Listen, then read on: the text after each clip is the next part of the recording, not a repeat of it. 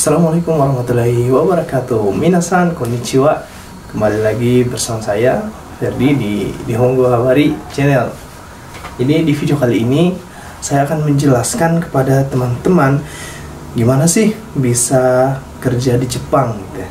Jadi di video kali ini saya akan membagikan cara-cara dari awalnya sampai teman-teman bisa berangkat ke Jepang. Jadi yang pertama itu untuk bisa berangkat ke Jepang itu ada dua cara gitu ya. Ada yang melalui jalur negeri gitu. Terus ada yang melalui jalur swasta. Kalau misalnya jalur negeri, saya nggak ikut jalur negeri sih. Cuma kalau untuk sekedar pengetahuan aja gitu.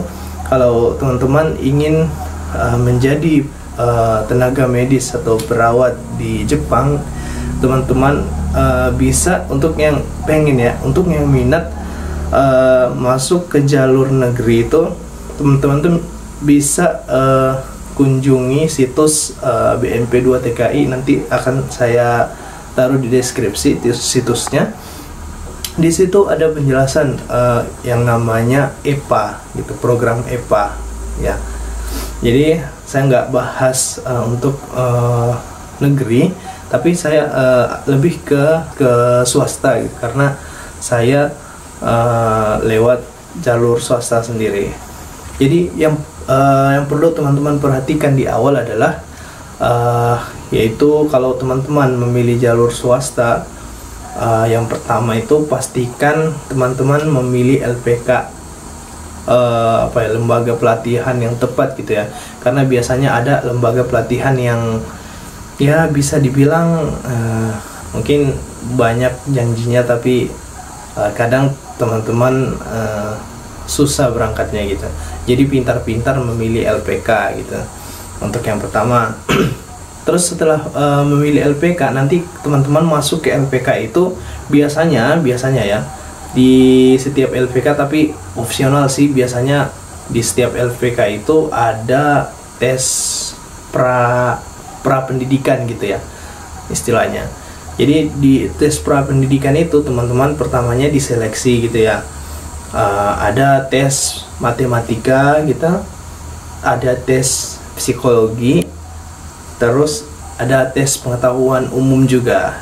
Setelah teman-teman mengikuti tes pra pendidikannya, pra masuk ke LPK-nya, jadi setelah dinyatakan lulus oleh pihak LPK, teman-teman akan belajar bahasa Jepang, akan masuk ke LPK dan kemudian belajar bahasa Jepang.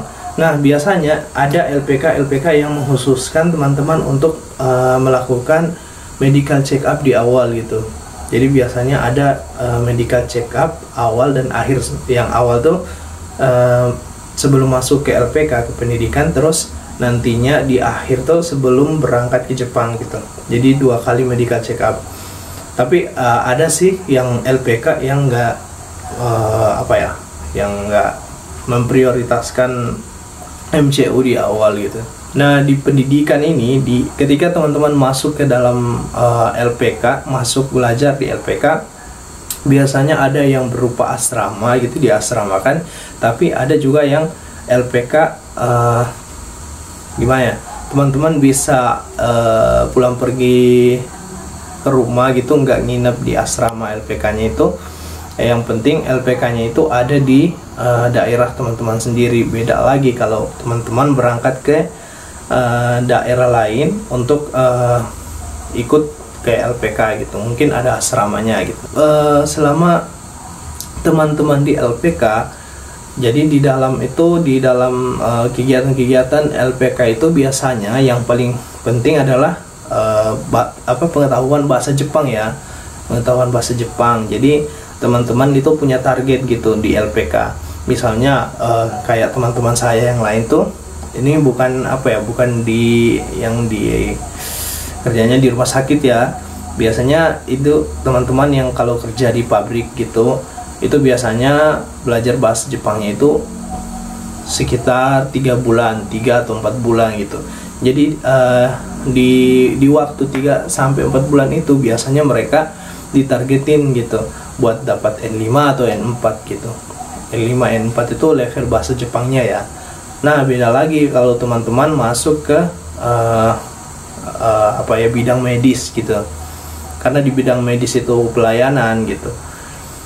Jadi teman-teman diprioritaskan harus dapat minimal level tuh N3 gitu. Kalau untuk masuk ke bagian medis gitu, bagian kesehatan gitu di Jepang. Selain pendidikan bahasa Jepang yang teman-teman dapat di LPK, selain itu ada tes fisik gitu ya. Jadi selama di LPK itu teman-teman akan dilatih gitu, dilatih kemampuan fisik teman-teman gitu, terus kemampuan intelektual gitu.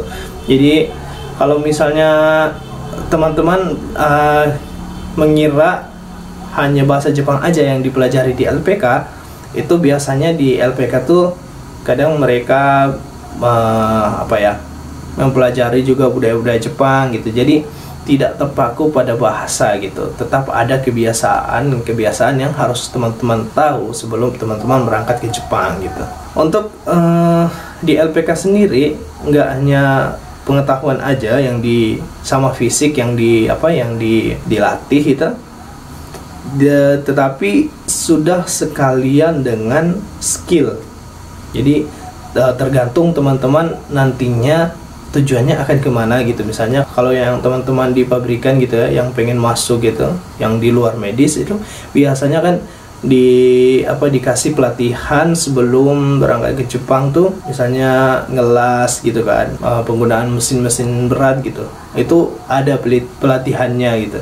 Tapi kalau misalnya teman-teman masuk di bagian medis, selama di LPK itu tetap ada pelatihan skill gitu, skill tambahan gitu ya, kayak pekerjaan perawat Indonesia lah gitu nantinya. Tadi ada target yang harus teman-teman capai kalau misalnya di LPK gitu.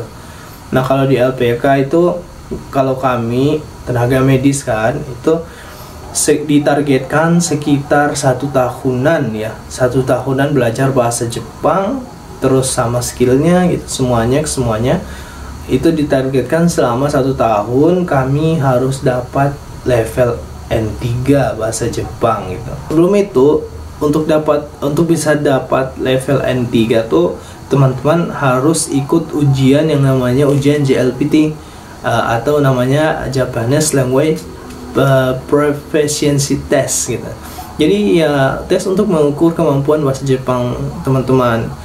Nah, ini perlu diperhatikan ya. Kadang orang-orang salah mengira kalau ujian JLPT ini, ujian tes bahasa Jepang ini diadakan oleh LPK sendiri. Itu bukan ya teman-teman.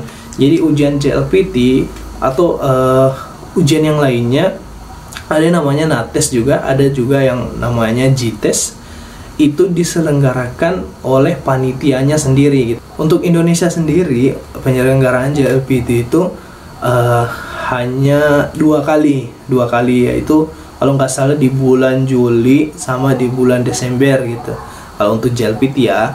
Tapi ada yang namanya NATES juga. Jadi NATES ini ada di setiap bulan genapnya gitu. Misalnya dalam 1 tahun 12 bulan tuh. Nah, dalam 1 tahun itu ada 5 kali ujian. Misalnya di bulan 2, bulan 4, bulan 6. Jadi bulan-bulan genapnya itu ada pendaftaran NATES. Terus yang ketiga ada JTES namanya. Nah, JTES itu ujian kemampuan bahasa Jepang juga, tapi adanya di bulan-bulan ganjil gitu, di bulan 1, bulan 3, bulan 5 gitu. Tergantung LPK ya, tergantung LPK. Kalau LPK maunya JLPT gitu, teman-teman harus ikut yang JLPT. Kalau LPK standarnya maunya NATES aja, teman-teman bisa ambil NATES gitu. Yang pastinya harga per ujiannya itu berbeda ya. Nanti teman-teman share sendiri gitu, ada websitenya kok. JLPT, NATES sama JTES. Nanti saya tulis di deskripsi. Nah, di sini udah aman gitu ya, di titik aman. Misalnya kalau teman-teman udah dapat sertifikat dari pihak JLPT ataupun NATES ataupun JTES yang menyelenggarakan tes kemampuan bahasa Jepang, ijazah lulusnya gitu maksudnya, teman-teman nanti akan diikutkan interview oleh pihak LPK gitu. Nah, dari dari pihak LPK sendiri kan udah bekerja sama gitu ya. Tapi untuk yang interviewnya adalah teman-teman sendiri. Jadi tergantung pihak Jepangnya memilih teman-teman atau tidak gitu. Jadi untuk interview itu sendiri dengan pihak Jepangnya itu tergantung rezekinya teman-teman gitu. Kalau misalnya pihak Jepangnya tertarik dengan teman-teman dari penampilannya, dari cara jawabnya gitu, menggunakan bahasa Jepangnya, itu ada kemungkinan besar teman-teman bisa terpilih jadi kandidat yang dipilih oleh pihak perusahaan Jepang untuk bisa bekerja di Jepang gitu. Itu tergantung mereka ya. Misalnya ada tawaran gitu kan misalnya dari Kyoto gitu atau Osaka gitu. Nah, teman-teman ikut interviewnya, nanti dari pihak perusahaan Jepangnya yang memilih gitu, apakah teman-teman itu bisa gitu kerja di sini gitu.